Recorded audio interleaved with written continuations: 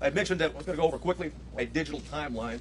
One thing we talked about early, and I want to correct something that was said early on in the investigation, is that he posted, okay, on Facebook publicly that he was going to kill it, that he was going to shoot his grandmother, and secondly, after that, that he had shot her, and then third, that he was going to go shoot up a school. That did not happen. It was actually on a message. It was a Facebook application, messenger application to somebody else that he had a conversation with. We know that through his digital media footprint, and I'll just do it by date time. And Ramos asked his sister to help him buy a gun. She flatly refused. That was in September of 21.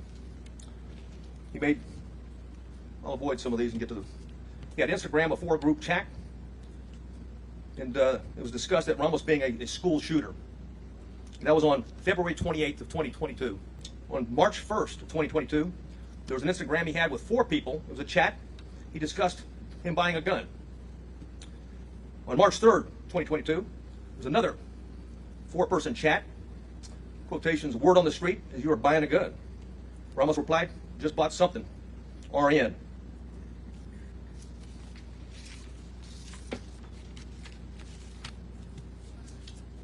On March 14th, and there was an Instagram posting by the subject, in quotations, 10 more days. A user replied, are you going to shoot up school or something? The subject replied, no, and stop asking dumb questions and you'll see.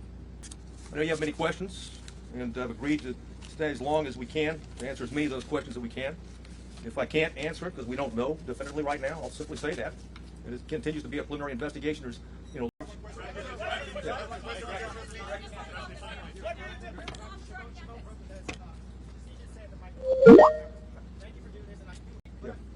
Again, the on-scene commander considered it a barricaded subject and that there was time and there were no more children at risk. Obviously, based upon the information we're well aware. The on-scene commander at the time believed that it had transitioned from an active shooter to a barricaded subject. Hey, we're well aware of that. Yeah. Again, the on-scene commander considered it a barricaded subject and that there was time and there were no more children at risk.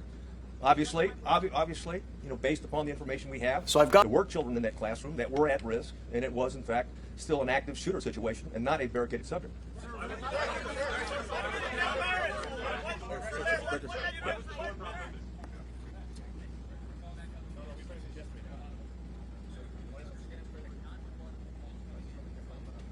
When one operators were aware that children were alive in that classroom, why weren't officers notified of that? And if that's the case, why didn't he take action?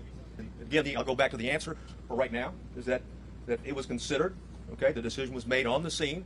I wasn't there, but at the same point in time, a decision was made that this was a barricaded subject situation. There was time to retrieve the keys and wait for a tactical team with the equipment to go ahead and breach the door and take on the subject at that point. That was the decision, that was the thought process at that particular point in time.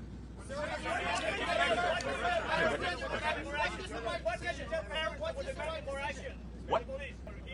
A dynamic entry and went in, and of course that was not the 12th. That was not the 12th of December. With the benefit of hindsight. Stand by. Stand by. Right? I got it. Okay. Hey, from the benefit of hindsight, where I'm sitting now, of course it was not the right decision. It was the wrong decision. Period. There's no board tack was requested on the scene. As soon as they were there, they executed a search, or at least a dynamic entry, and went in. And of course, that was not the 12th. That was not the 12th of December.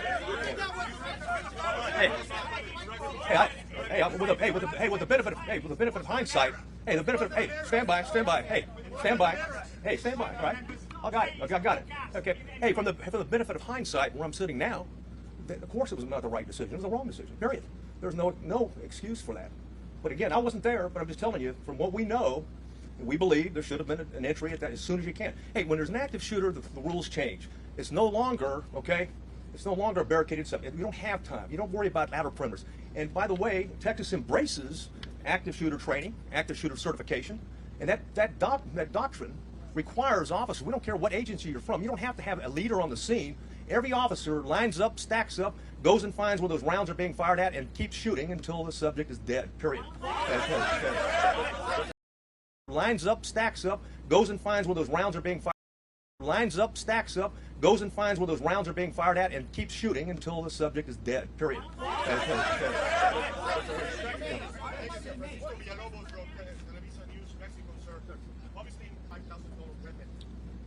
Well, after the last, he used a debit card first, but to your point, it's very expensive, and a debit card is not a credit card. It means he had money in the bank. So why and how is being looked at right now. And I'll tell you this, thousands of more leads are being looked at right now because we haven't answered all the questions. We haven't gotten into the why. Okay, we know the individual was also into cyber gaming in that regard, and group gaming in that regard. So we've got a lot of questions are out there, and we're seeking answers. Yeah, thanks a lot. You know, forget how I'm doing. What about the parents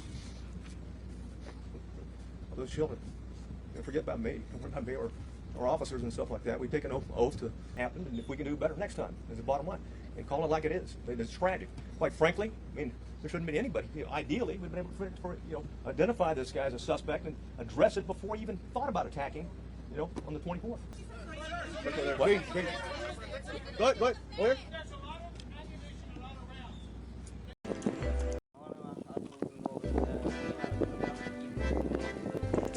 I have never been drunk in my entire life, but the only time that I've ever been given a sobriety test was in the wonderful state of Texas. You figure that one out.